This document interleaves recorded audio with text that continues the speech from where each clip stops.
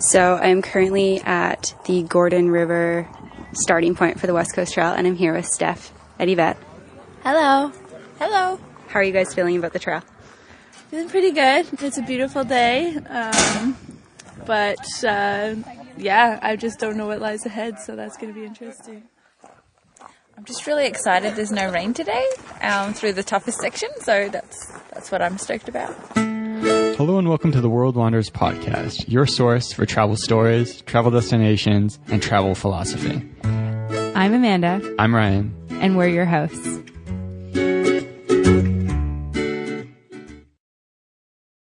Hello and welcome to a very special episode of the World Wanderers podcast. Today we are taking you on the move, well not we, Amanda is taking you on the move, out to the western coast of Canada on a backpacking trip on the West Coast Trail. So this is something that you had planned for quite a while, but I think a good place to start would be, what is the West Coast Trail? I know most of our audience isn't from Western Canada, so what are the deets on this backpacking trail? So the West Coast Trail is on Vancouver Island, which is off the west coast of Canada. It's a couple of hours from Victoria to the starting point by bus on this really windy back road. There's like a logging road for quite a ways to get to the trailhead. And then it's 75 kilometers of really rugged terrain. There's no cell service the whole way. There's no electricity the entire time. It's very, very backcountry. And it's very popular for Canadians to hike. So it's pretty well known all across Canada. And I found that we encountered almost entirely Canadians on our trip. But yeah, that's kind of an overview of what the trail is. And yeah, like you mentioned, it is, I would say, the most popular multi-day hike, at least in Western Canada. If you go tell someone like, oh, we're going to do the West Coast Trail, they know what you're talking about. And if you want to do it, you actually have to book it well in advance because it's a national park. They only let a certain amount of people in. And so this is something that you had in the works for a long time. Do you want to just talk a bit about the background of the trip you took? Yeah, definitely. So I think something that's important to mention is they do have a cap on how many people can go in per day. And it's also only open for 4 months of the year. So it's only open for June, July, August, and September. And then it's closed the rest of the year because it's on the very western point of Canada. They get a lot of rain, like a ton of rain. So people actually can't hike for the other 8 months of the year. So because of that, and because they've got a cap on how many hikers can come through each day, you actually have to book at the beginning of the year. So the Parks Canada website opens up for the bookings in January. And I think that me and my group were about, 4 days after it opened or 5 days after it opened, and it was almost entirely booked. So our original plan had been to hike it in July, but all of the July and August spots were completely booked up. So we ended up booking in mid-September, which is kind of getting to like almost shoulder season. And obviously we'll talk about that and how that worked out a little bit later on. But the original plan came from a girl that I worked with at Lululemon last summer. She's from Australia. Her name's Yvette. You'll hear about her in the podcast. She's cameo appearance because we did hike the trail together. But she wanted to experience as much of Canada as she could. And she said, do you want to hike the West Coast Trail next summer? And I was like, yeah, definitely. It's been on my bucket list for years, but I've never really had like a group of people to do it. Let's commit and do it. So we recruited another girl that we worked with at Lululemon who unfortunately ended up having to pull out a couple months after we had already got our permits. And then Yvette transferred from the store that we worked at together in Banff to the Lululemon store in Kelowna. And she met another girl named Steph who was also interested in doing it. So it ended up being the three of us who decided to hike the trail together. And so I guess it would have been about a month ago now, slightly over a month, right as we were getting ready to leave Canmore. You headed off to the West Coast, met up with Steph and Yvette in Victoria, and then headed up to start your trip at the West Coast Trail. And that's where we're going to pick up for the first clip, is you guys just finishing your first day on the trail and recapping how it goes.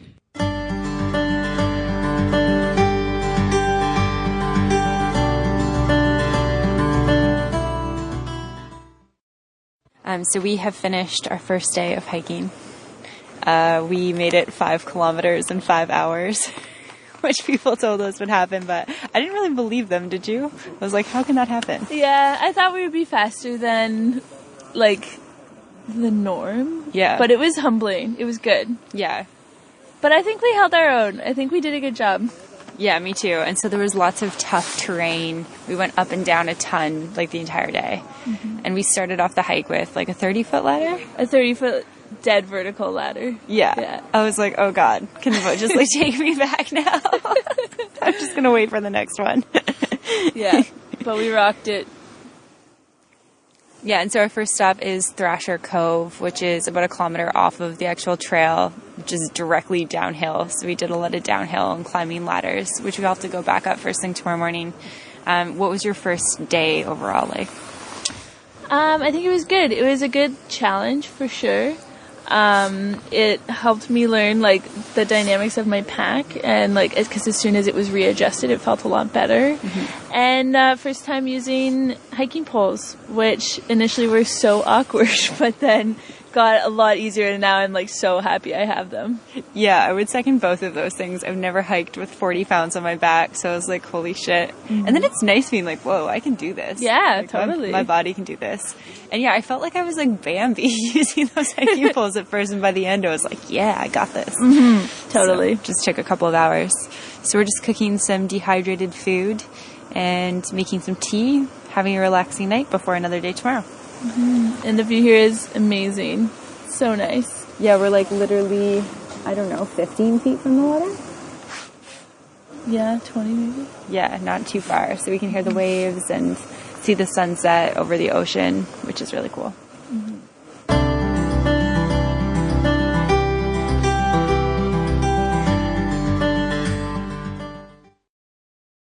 So I think people in our audience, especially those who maybe haven't been to Canada before, might not know or might not know how to picture what it's like on the west coast of Canada, because you think of Canada, you think of cold, maybe Rocky Mountains, maybe prairies, but you don't think about, super dense rainforest and like, what does that look like in a colder climate?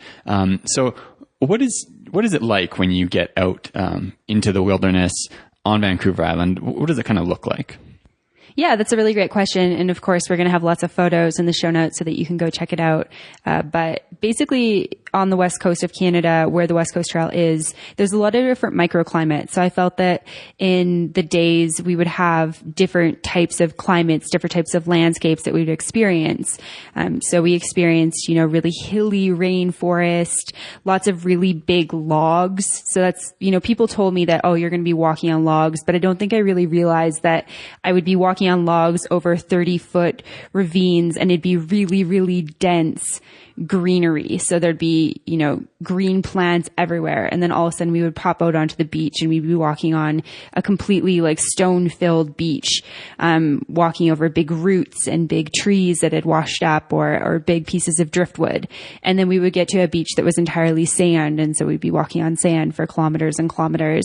And then we'd be back inside the trees and we'd be in really, really dense rainforest again. So super green, really brown soil. And then we would get to places where it'd be like 2 feet of mud everywhere we were walking. So we'd have to be really strategic about our footing. Also, all of us fell in the mud at points.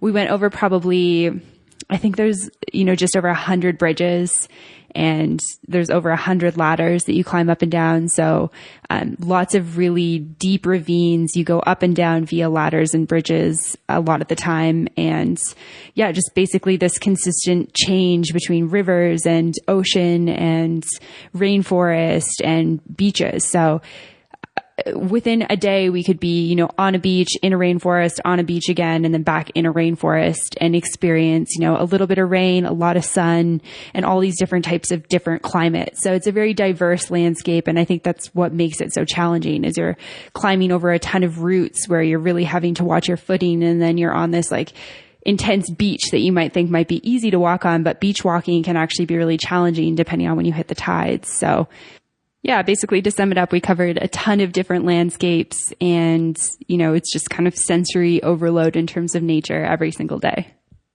So I think with every trip, you have this like theoretical version of it in your mind about what it's going to be like. And then you get somewhere and it's maybe less romantic. In reality, expectations are different.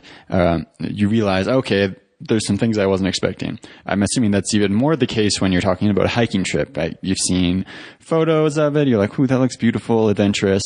What was it like on that first day when it was reality really happening? Yeah, I was just nodding along as you were asking that question because I had that moment so many times along the trip. It was a lot harder than I had anticipated. You know, we live in the Canadian Rocky Mountains. I hike regularly. I'm in pretty good shape. And I don't think that anything could have prepared me for a boat dropping me off in the wilderness and me having to climb a 30-foot ladder, which like I never do. And then me having to navigate 5 kilometers of really, really tough terrain, an hour per kilometer with 42 pounds of all of my shit on my back. It was just like so glamorous compared to how I had imagined it. And the thing that you don't realize is that, you know, there's nowhere to shower. You're there for 7 days, 6 nights, no showers. You're sleeping in a tent, so you're like on the ground consistently. A friend had told me by the end, everything will be dirty, everything will have sand on it, and everything will be, smell like campfire. I was kind of like, you know, it'll be like different for me. You know, I'm not going to get sand on everything and everything's not going to be dirty. And, you know, I'm going to use my dry shampoo and my baby wipes and stuff. And I did do those things, but by the end of it, you know, everything was dirty. Everything was covered in sand and mud and everything smelled like campfire. And so it just was a lot less glamorous than I had imagined. And then the other thing as well, along with it being, you know, harder than I had anticipated, it was also less relaxing. It was relaxing in the sense that my phone was off. I didn't have to work. But it's a lot of work to have to like work for your food every day. And there's no places to gather water. So you have to gather your water from streams or creek beds, and then you have to treat it. So we would arrive at our campsite and there's so much to do. You have to set up where you're going to sleep. So we have to set up our tent, and then we have to set up our blow up mattress, and then you have to set up your sleeping bag, and then you have to change your clothes so you don't get cold as the sun sets, and then you have to collect your water and treat it and boil it and cook your food, and the food takes a couple minutes to start, and then it's like by the time you've done all of that, you're so exhausted that it's just like it's bedtime by that point. So I think that those were kind of the things that were the reality there that I hadn't anticipated beforehand. Yeah, and then in the next clip, we check in with you guys at the start of the second day after the first night of sleeping out on the West Coast Trail. It is the morning of day 2 on our West Coast Trail adventure. We just hiked the 1 kilometer out from Thrasher Cove. Felt much more like 1 kilometer, but we're on to day 2. Yvette, how are you feeling so far today? Considering it was a little bit cold last night, not too bad. I think the body just has this way of adapting when you know you've got a long stretch ahead. Yeah, and is there anything that you've learned from your first night out in the wilderness? Get a warm sleeping bag. Yeah, I would second that. I was like, I'll go for the lighter one because it's going to be like pretty mediocre in temperature, but Steph looked much more comfortable than me. Well, when Steph can sleep in a tank and shorts and Amanda and I are in puffer jackets and still cold, there's a problem. Yeah, definitely. I think that making sure that you've got the right sleeping bag is really important. And then, I don't know, is there anything else that you've learned? I've spilled water like 4 times. So having the stove on like a flat surface, which is kind of obvious, is another one of my learnings. I think you never know when your headlamp's going to run out of battery, so keep them handy by your pillow in case you need to go to the bathroom in the middle of the night, because otherwise it's very tricky to get to the bathroom in the middle of the night. That's a good one. Did you think about just peeing outside of your tent?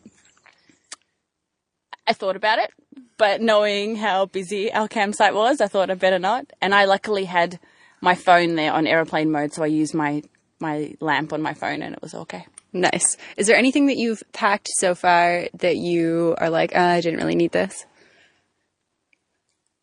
I honestly don't think I need chocolate, but but it makes me feel good at the end of every day. But no, so far I think I've packed what I need. Yeah. Okay, cool. Awesome. So we have a 8 kilometer hike ahead of us. and then I will update from Camper Bay. So since you guys were hiking from south to north, you decided to spend the second night in Camper Bay instead of pushing on further. How was the second day on the trail? The second day was challenging. Everyone had said the first day will be the hardest. And then I felt like I had this expectation that the trail was going to get easier. And the second day, I think, was just as hard, except we were able to do 8 kilometers in 5 hours. So we were able to go a little bit faster. Something that's interesting about the second day is that you have the option to either take a beach route or an inland route. And the beach route is supposed to be absolutely amazing. But the thing with it is that you have to be able to hit the tides right. And unfortunately, the day we were hitting it, the tides weren't going to be low enough to pass until well into the late afternoon, like around 5 p.m. And so we made the choice to take the safer option, not chance the tides, and take the inland route. So we ended up doing a lot of jungle hiking. It was still lots of up and down. We climbed over a lot of logs that day. So it was a lot of exertion for the legs and the arms, just being able to pull yourself up and get yourself down with, 40 extra pounds on your back. I think that's something that people don't realize, that I didn't realize, is that, you're used to operating your balance and your mobility with your body weight. And when you add, 40 pounds to your back in this big backpack, it's really substantial. So it made climbing, under roots and over logs and my balance and everything so much more challenging. So that's kind of what day 2 looked like. And I was really, really happy when we finally got to Camper Bay at the end of day 2. And so the next time we check in is midday on the third day, further along on the West Coast Trail.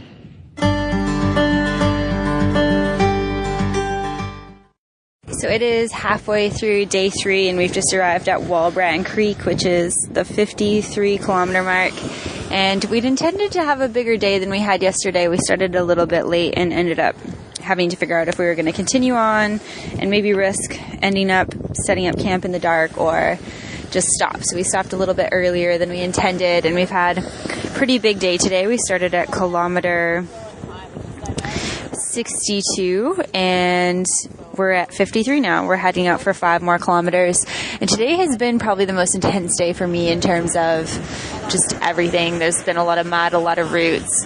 I stepped my foot into an entire puddle of mud and got my bag kind of muddy. So that's been pretty exciting, but I think that's par for the course.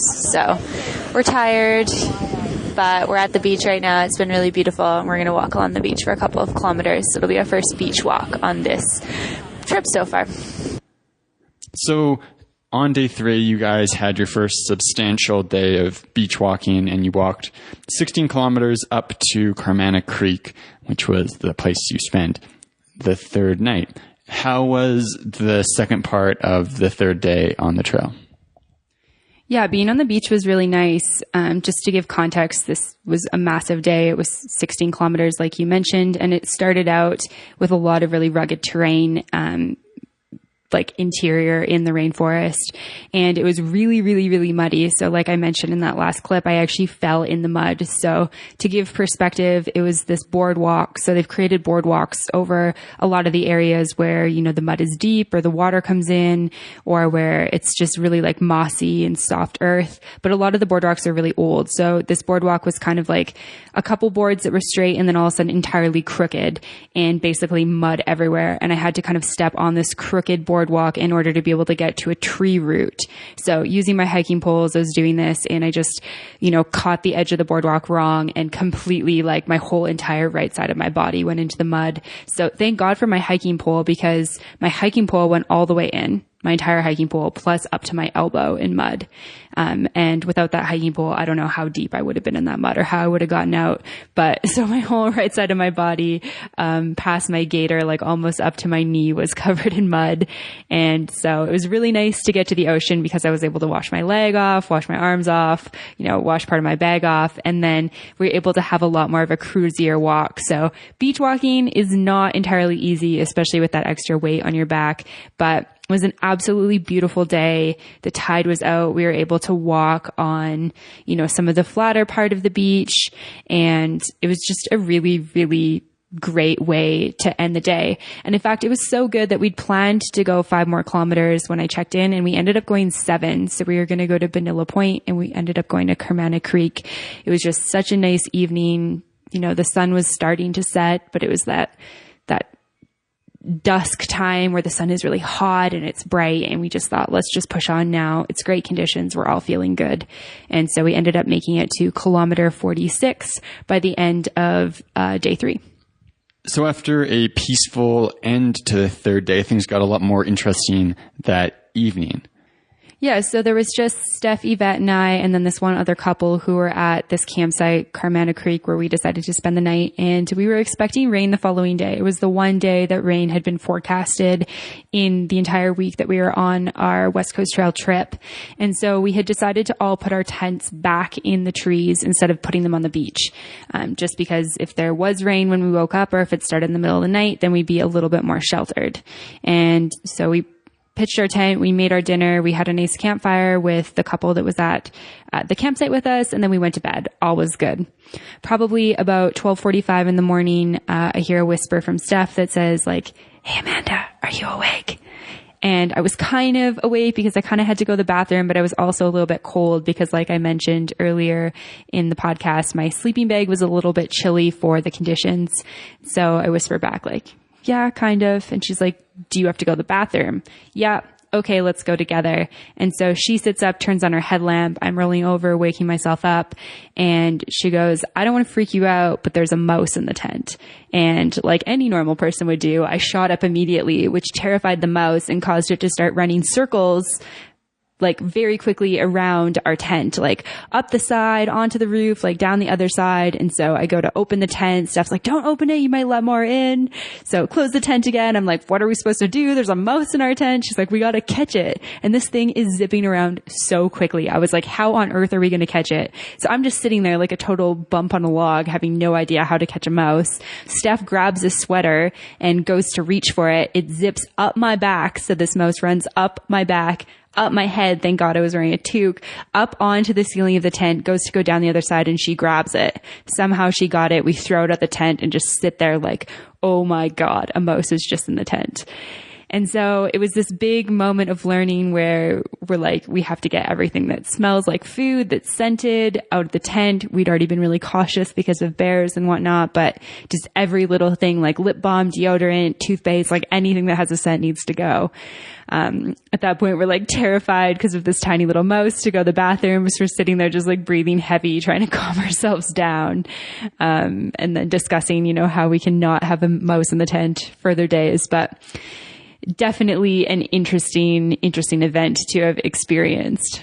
But thankfully now it's become a really funny story. It became funny pretty quickly. The thing that surprised me the most was that we were only about 6 feet from Yvette's tent and probably only about like 10 to 15 feet from the other couple's tent. We were shrieking. Like, I'm not giving context for how panicked we were that this mouse was like zipping around our little 2-man tent, and nobody heard us. So that was a little bit concerning for me. But since then, it's been something that we've been able to laugh about. It's a super good story to be able to tell. It's really good learning for making sure that you always close your tent door, check your boots before you bring them in, and keep no food in the tent. And so the following day we woke up. Fortunately, there was no rain, so we decided to hit the trail early, and we ended up getting rain a little bit later on in the day, and I check in with you at the end of day 4.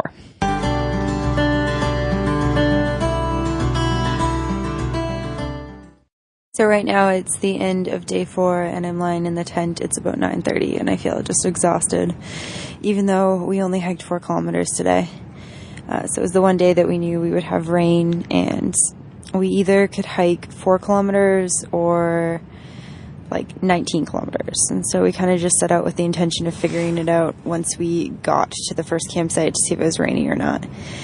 And it was raining when we got here. It was pouring rain. So we made the decision to set up our camp, and we set up our tents. It was really, really rainy, and then all of a sudden we realized that where we set them up was pooling water, and the water was coming through the bottom of the tent. So we were basically like on an air mattress or a water mattress full of like cold rainwater.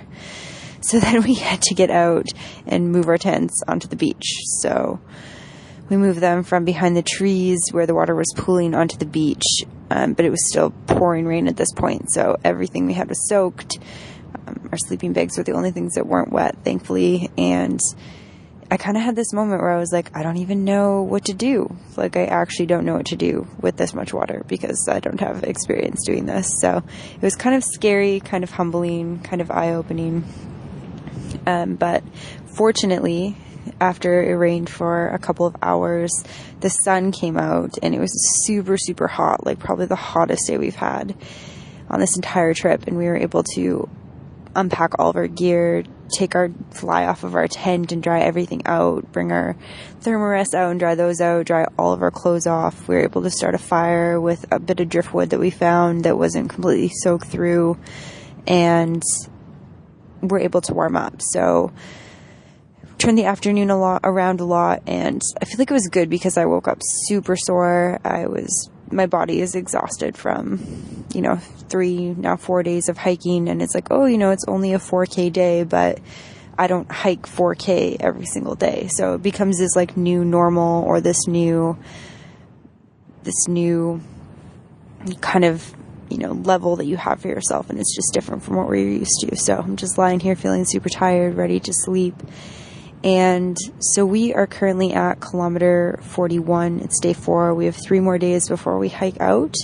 And we decided to do the West Coast Trail from south to north. So the hardest part is behind us now. We've got a bit of a beach hike. Then we go inwards, inland. We do boardwalks and cross a ferry. We get to have hopefully a really good seafood meal tomorrow, and then from there it should be pretty cruisy. So our goal is to make it to the next campsite, which is kilometer 30. So that's 11 kilometers. If we're feeling good at that point, we'll continue on to kilometer 24. And then the day after that, we hike to kilometer 12, which is the last campsite before we hike out the following day. So we have 3 more days of hiking, which will total 41 kilometers. That's still more than I've ever hiked in 3 days. So as much as it'll be easy, I don't know if it will be easy. I keep waiting for it to get easy, and then, my body's really tired, my shoulders hurt, my toes have blisters, my glutes are killing me, my quads are killing me, my neck hurts. It's just this crazy adventure of carrying, 30 to 40 pounds on your back every single day, and somebody told me early on in the trail that the pain would move, and it totally does. So there'll be moments where I forget that there's a backpack on my back because my toes hurt so bad, or because my blisters are bothering me, or my heels hurt so much. And then there are other times where I can't even deal with the fact that there's weight on my back, and it's hard to step down because it's so much extra weight.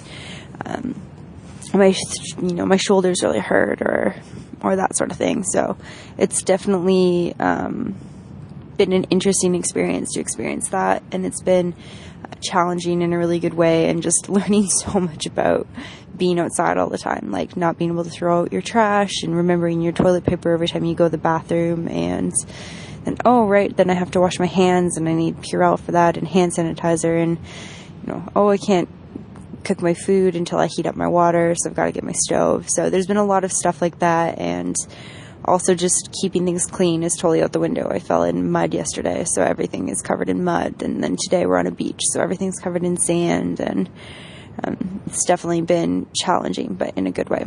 So something else I've been thinking about at the day 4 mark is that today was the first day when it was raining that I really wanted to turn on my cell phone and distract myself, or have, contact with Ryan, or, somebody who could give me comfort, that is not, Steph or Yvette, who's with me right now.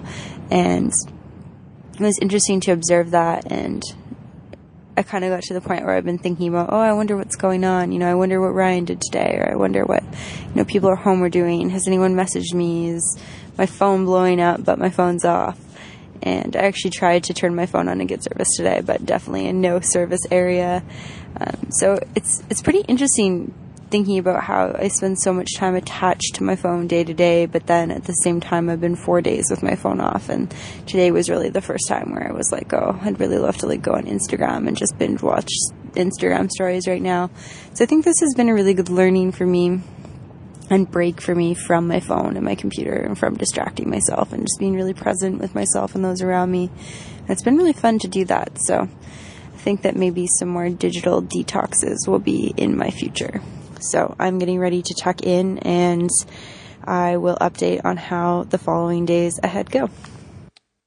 So after a rainy, dark, and somewhat uncomfortable day 4, the clouds parted, in reality and figuratively. And you guys had a great day 5, a really big hiking day, and a lot of interesting stuff that happened along the way. So because of the route you were taking, you actually hit the halfway point of the trail on the 5th day of a 7-day hike, which is kind of interesting and you wouldn't really expect. But that kind of signaled through the slow, sloggy bit into the faster part where you're making up a lot more distance. What was it like to be on a day where you're hiking a lot quicker and making up a lot more ground?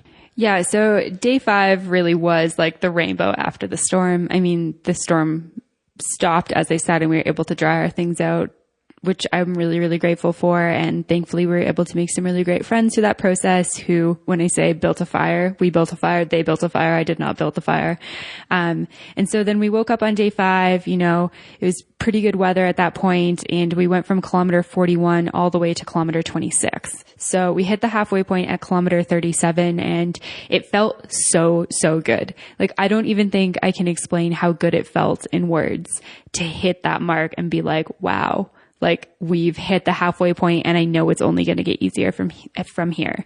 And the reason that I knew that is because the last campsite of the trail, or the first campsite if you're starting north to south, is at kilometer 12. So I knew that we didn't have that much further to go. So hitting that point was great. I took a photo of it. It was like, oh my God, we made it. And then 5 kilometers later at kilometer 32 is Nat Narrows, where there's a native community, and they actually take you across a lake, which you can't go by cable car, or you can't obviously cross by foot because it's very deep. So you take a boat with some of the people from the native community, and basically they've set up a business there where they catch fresh crab, they catch fresh salmon, they catch fresh cod, and for a very, very steep price, you can get a delicious fresh cooked meal. And so we already knew that this was coming, and when my plate of salmon, freshly caught salmon, and my loaded baked potato came out, I squealed. I don't think I've ever been so happy to see a plate of real food in my entire life. And my dehydrated food was actually really good. I didn't not like it by any means. You hear horror stories, and I was really happy with the brand that I bought, but having this plate of real food and having hit that halfway point were just really big highs for me during that day. And then after crossing Nat Narrows, having that great meal, you hike a little bit further and set up camp for the night. How did it feel after day 5, after like such a slog before that, after having, you know, a big productive day? Yeah, it felt really, really good. I think that there's something that's really feels mentally good about making a lot of distance. And at this point we made some friends. So we got to our next campsite called Susiat Falls, and we set up our campsite near, 2 couples who were a bit older than us, like in their mid-50s, who were hiking together, and we set up near them. And then we also set up near our friends Colin and Chris, who had actually like saved our lives during the rain, helped us move our tent, gave us some strategies for drying things out, started the fire, etc. So at this point, it's like we had connected with some people on the trail, and we're not only able to have these like celebratory wins between us, but we were also able to have them with these other people. So that night, we actually got some rain like later on in the day as we were pushing on to Susiat Falls. But by the time we arrived, the rain had slowed down. So we were able to set up our tents. And fortunately, our friend Colin had actually set up his tent in this like cave type thing. So we went over, we had dinner with him, and it was a nice end to that night. And so you guys wake up on the 6th day of 7, 24 kilometers left to go. And I imagine that's kind of a time when you start looking towards the end, and things can kind of seem to take longer because you can see the end in sight, whereas before you couldn't really. Was that kind of what it was like? Yeah, definitely. You hit the nail on the head with that one. Something that I mentioned previously, that I want to touch on again is that, you know, everyone had told me with south to north, you get the hardest bits over first, but I think that is true. There is, you know, the physically hardest terrain does happen at the south end.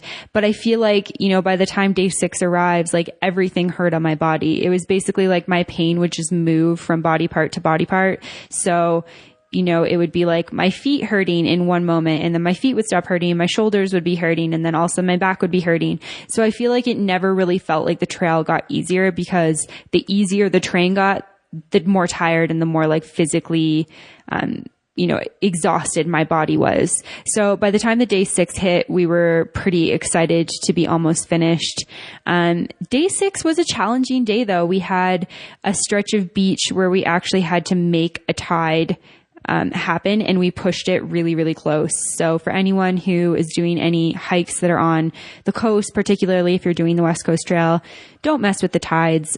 We ended up in a situation where we needed to get around a bluff. So basically it's, a rock faces out, and when the tide is out, it's really easy to walk around. But by the time that we arrived there, the water was coming in. And so we actually had to climb on the rocks, and Yvette is a lot smaller than Steph and I are. She's quite a few inches shorter than we both are. So we were able to easily climb across, or not easily, it was challenging, but get across.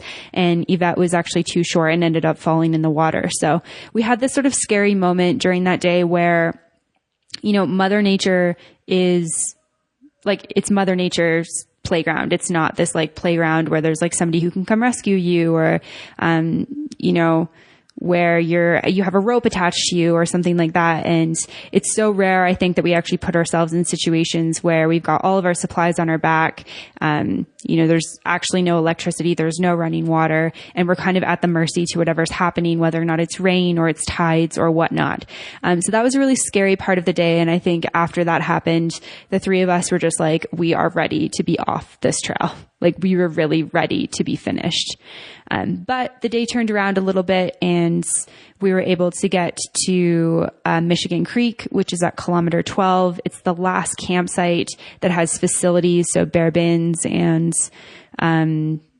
like outhouse toilets, essentially, before you exit the trail. And so we got there, we were with the whole crew of people that we'd been hiking with for a couple of days. We had a massive campfire. It was a really celebratory night. Like, yes, like we've done it. Like, yes, we've got 12 more kilometers to go, but we know this is the easiest stretch. And at this point, we know that we can do anything and that we can make it out of this trail.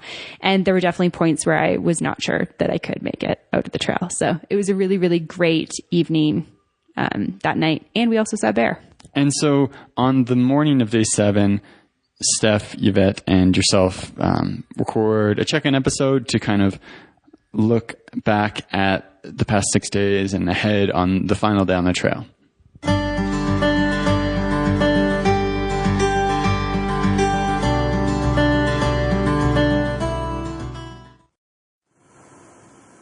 So we have packed up our tents for the last time. We're boiling our last bit of water for our last breakfast here at the camp. How are you guys feeling about being done the trail today? I am so excited to be heading out today. It's really making me appreciate the simple pleasures in life, like running water and a real bed, and a heated room as well, for sure. Like, this was awesome, but I'm really looking forward to getting back to society. What about you, Yvette? I think, excuse my voice. I think nature has this funny way of testing you, and then you also being able to reap the rewards. We've been through some really tough nights setting up and packing up our tents in the rain, but I guess we got through it. And then sometimes after a few hours of rainfall, the sun would come out, and I don't know, we almost forget about that hardship and just appreciate what nature has to offer. And I guess that's what this experience has been all about. So yeah, I think that's a really good point. It's really easy to be like, oh, it's rainy, I'll just go in my house. But here it's like, oh, there's a tent that we have to set up, and then we're wet. How do we like dry our shit? But then it's like, it becomes so beautiful outside that you kind of sort of forget the things that happened. What do you feel like's been your biggest learning from this adventure? Well, I don't know if I've already said this, but definitely investing in some like really quality rain gear can like make or break your like clothes situation, your mood, like everything. Like my rain gear just got soaked completely through.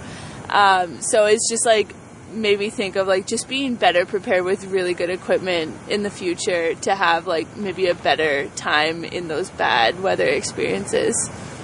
Yeah, definitely. What about you? I've learned that mental toughness isn't something you just have. It's something you kind of attain when you're out in the wet and the cold and on the verge of crying. But you can't, because you have to persevere and you have to push through. And then when you do, it kind of makes it all worth it, and it stops you from giving up. And I really think that translates into life, where you don't give up just because things got tough. You push through, and eventually you get through the hard times, and there's sunshine on the other side. Yeah, definitely. I couldn't have put that better. So our water's boiling. We're going to eat our oatmeal and head on to our last 12K before we exit the trail.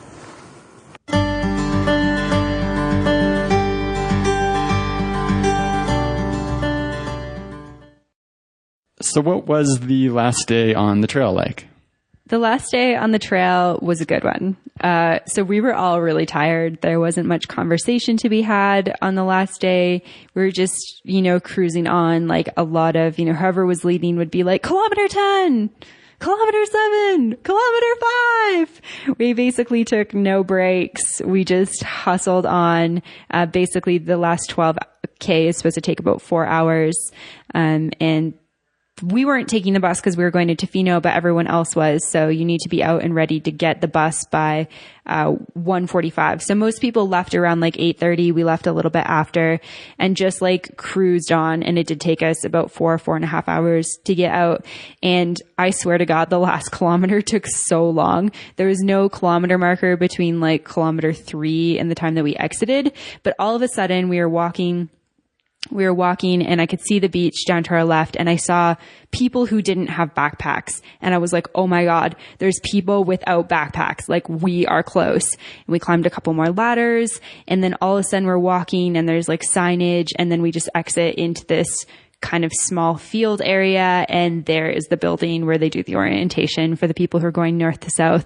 And it was just this really, really amazing moment to be like, I did this. Like, I'm done. I've completed it. I don't have to do this ever again. Like, I could take my hiking boots off and not put them back on again. It was just a really, really great moment. Yeah, it's interesting how it's like such a sought after experience, popular hike, but you get to the end of it and you're like, thank God it's over. Oh yeah, definitely. And I say that coming from a place of like, I think it was a really great experience I've had. I'm really glad that I did it. I would actually do the trail again. I think that it's, some of the most beautiful scenery I've ever seen. And I think that there's something really amazing about being challenged physically. And like we talked about in that last clip, I think it really makes you, it really reminds you of the small things and how, day to day we can get caught up in, oh, my internet browser's not loading quickly, or, oh, my Uber didn't come, or my Uber Eats didn't come how I wanted it. And those things like really don't matter in the big scheme. And I guess it just reminded me of how, how strong I am and how capable I am. And yeah, I was really glad to be done though. It was a really, really magical moment. I was excited for a real coffee and a real meal and a real bed and a real shower. And so because Vancouver Island's pretty far away from Alberta, you were taking a few extra days on either side of the trip. You went to Victoria beforehand. You went to Tofino afterwards. Tofino, if you're not aware, it's kind of funny. People would kind of think this is weird, but it's kind of like a Canadian surfing town. The water's pretty cold, but people strap up with wetsuits and go out there, and there's pretty good surf. So it's kind of known for that and being a bit of like kind of like Banff, but around surfing instead of snowboarding and hiking. So you went up to Tofino, took a few days, and 3 days after finishing the trail, the three of you sat down to kind of recap it and talk about some lessons learned from the experience.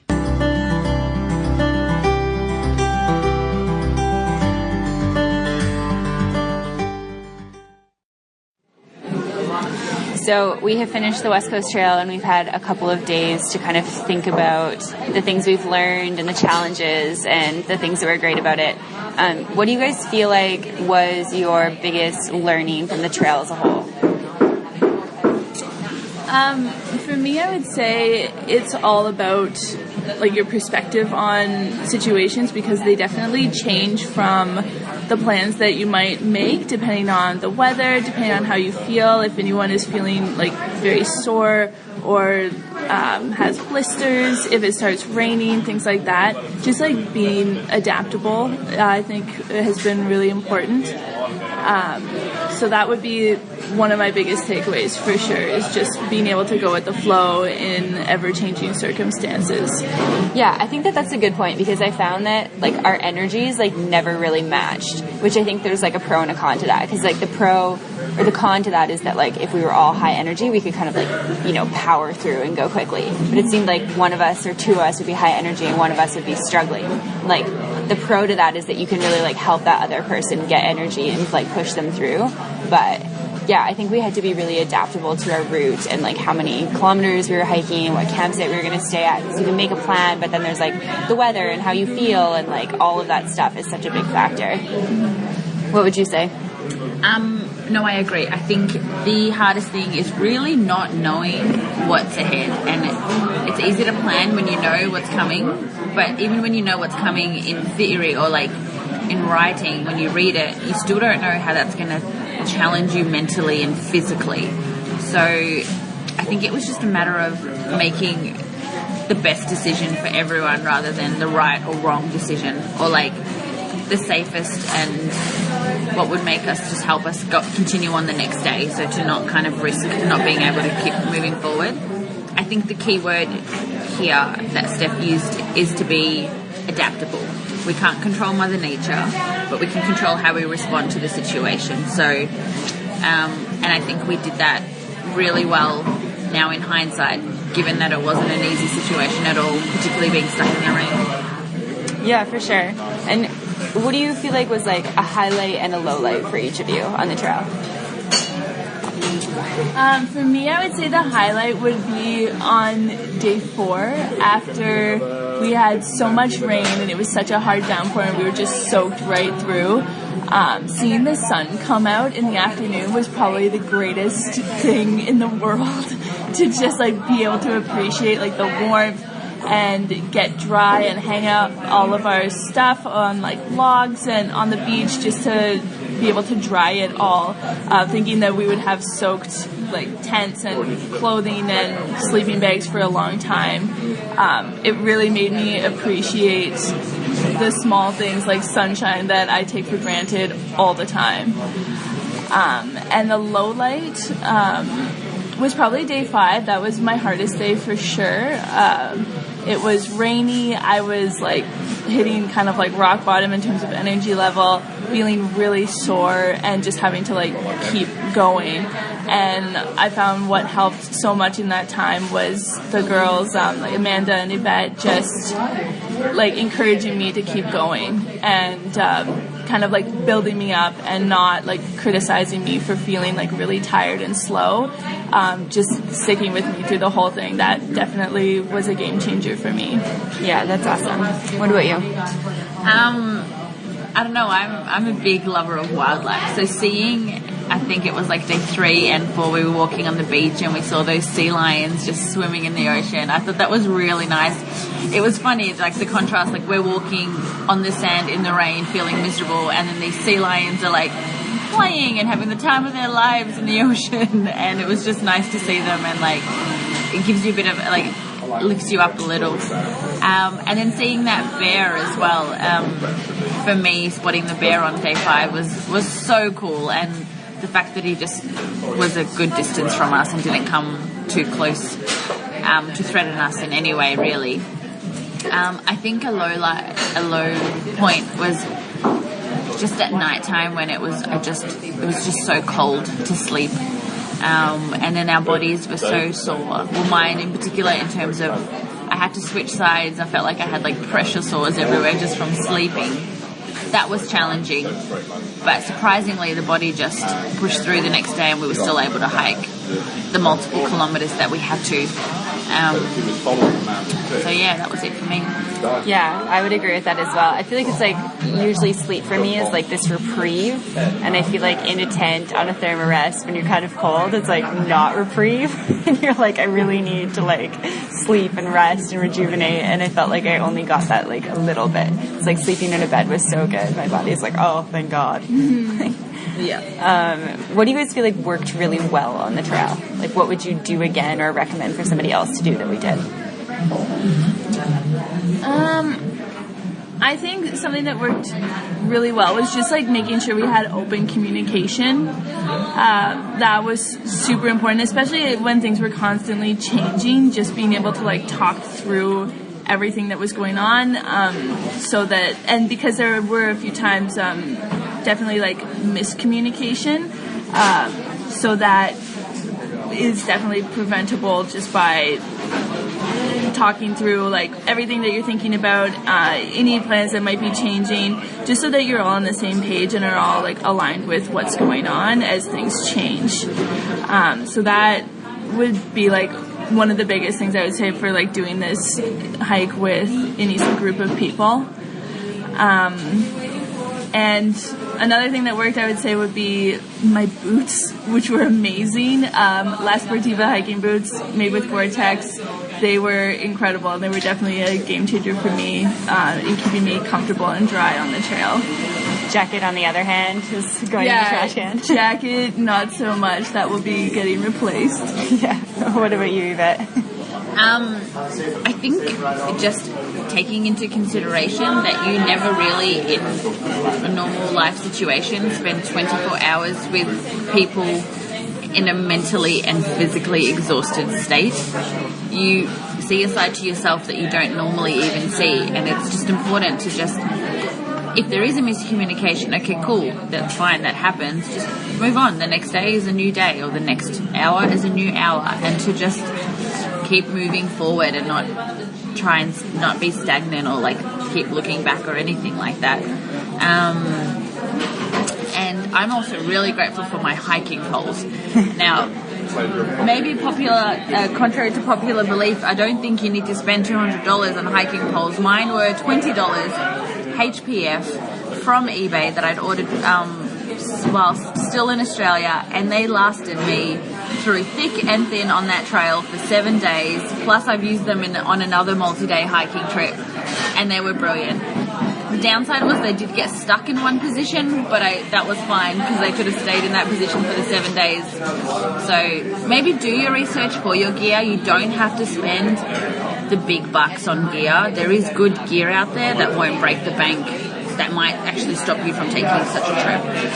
Yeah, but definitely do your research, I would say, because like for waterproof stuff, I think, yeah, just doing your research on your gear, making sure you have like good gear, but then you also don't have to spend a ton of money. Like my stove, I think, was like basically the same as yours and cost like 3 times the amount. Thanks, Mac. Amazon is amazing for gear. Yeah. Go on Amazon. For sure.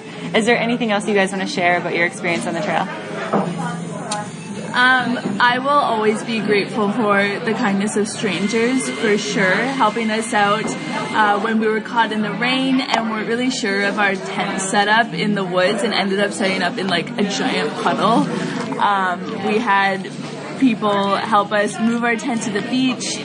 Someone had set up a tarp that we were able to get shelter under while we were waiting out the storm. And then we like made friends like so quickly after that, and had people to like cook with and sit around the campfire with and talk about our days with. And I really hope that I have the opportunity to pass that on to other people when they're in need in the future, because that was definitely such a nice moment that just like makes you feel good about people and the kindness of strangers, for sure. Yeah, I couldn't agree more with that. I feel like we were able to bond really quickly with some really kind people who helped us. So shout out to Chris and Colin for helping us in a time of need. I feel like they saved our lives a couple times. Do you have anything else you want to add? I think everybody should absolutely do something that gets them so far out of their comfort zone like this has done for us. Yeah, in the moment we struggled, but what we need to remember is we persevered. And if you want personal growth, you need to get yourself out of your comfort zone, because 9 times out of 10, you're going to be okay. And when you're surrounded by friends and even strangers who are there to support you, even if you're not okay, they will pull you through. And from that experience, you will grow in so many aspects of your life. And I think that is so important. And then it's kind of humbling. You appreciate everything around you so much more. And I think in this day and age, we can just become reliant on having all the luxuries at our fingertips, and then when it's taken away from you, you're just so much more grateful for everything that you have, and you don't take things for granted as much ever again, really. Yeah, I couldn't agree with that more. Thanks, guys. So overall, looking back at your experience now that you've had some time between even that recap and producing this episode, what would you say your favorite thing about the experience was? So if I think about the West Coast Trail, the first thing that comes to mind is that meal that I ate, which kind of tells something about me because I'm very like food driven. But I think that when I think a little bit deeper, I think that, completing the trail, like I've never hiked backcountry for 6 nights, 7 days with 40 pounds on my back. And there were for sure times where it felt super challenging and like I wasn't going to be able to finish it. And so just, finishing it and having that renewed faith in myself, knowing that I can do anything that I set my mind to, and that, the well is deep. Like we can dig deep, we can find energy even when we're really tired and we're really sore. And I think it's a good lesson to just transfer into my day-to-day life, and to always remind myself to, feel grateful for those little things like a warm bed and a hot meal and that sort of thing. And so if you guys want to find out more about the West Coast Trail, see some photos, get some more information, you can do that on theworldwanderers.com, where there will be some fantastic in-depth show notes posted. Yeah, and I also am going to create a guide for anyone who wants to learn more about the West Coast Trail. So you can also find the link for that in the show notes. It'll basically just give you a little bit more detailed information about equipment recommendations, the brand of dehydrated food that I bought that I really liked, where we stayed, and just basically, a beginner's guide to the West Coast Trail. And I think it's something that if you're planning any type of overnight hiking type trip, that this could be, really beneficial for you. So you'll be able to find that on the website.